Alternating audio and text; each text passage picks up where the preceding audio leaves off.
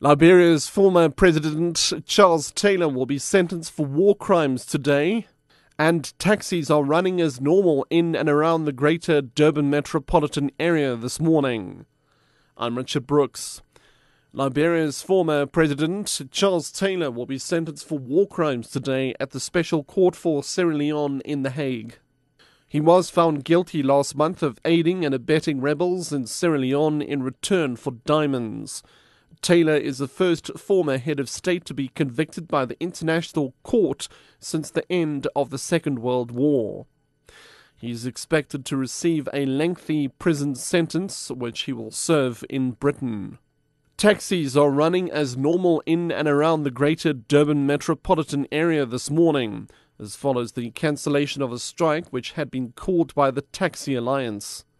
The KZN Department of Transport, eThekwini Metro and taxi operators held a late-night meeting where it was resolved that taxis continue to operate as normal today.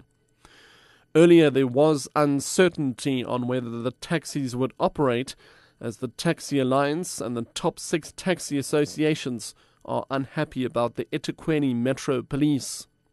The two organizations have accused the eThekwini Metro Police of unfair treatment and high traffic fines. eThekwini Municipality Mayor James Umalo. There was a very good meeting between us as the municipality and the leadership of the taxi industry and the drivers, such that we have agreed that tomorrow the taxis will be operating as usual, so that we will be given the opportunity to negotiate on the issues and concerns that are being raised by the taxi industry. So therefore, the taxis will be operating as usual. The current policies and strategies of the South African National Defence Force, SANDF, are long overdue to be reworked.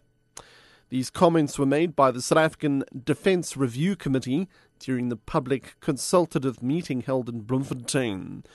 The committee was appointed last year by Defence Minister Lindiwe Sisulu with the purpose to address the needs for future defence policy and develop a proper strategy for defence.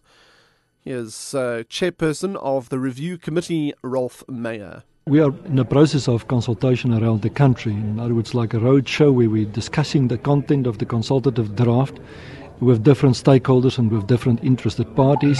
But we have also identified academics, civil society and NGOs. Now, our purpose today for the visit to the Free State was aimed at meeting with the soldiers and officers at Tempe military base. And what we are looking at is to look at how and what the expectations of people are about the Defence Force. The Department of Environmental Affairs will host the first ever National Rhino Conservation Workshop in Midrand, Johannesburg today. The workshop intends to obtain the views of organizations and individuals with an interest and stake in the conservation of rhino in South Africa. Rochelle Seaton-Rogers has more. This workshop will be the first of a series of meetings where various interested stakeholders will discuss how to protect the country's rhino.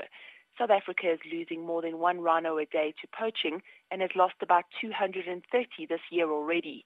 Topics to be discussed will include the possible legalizing of rhino horn trade and international engagements with countries like Vietnam, China and Thailand, where the horns end up being sold and used for medicinal purposes. The latest figures show that 148 people have been arrested this year in connection with rhino poaching. Rochelle Seaton-Rogers, SABC News, Johannesburg.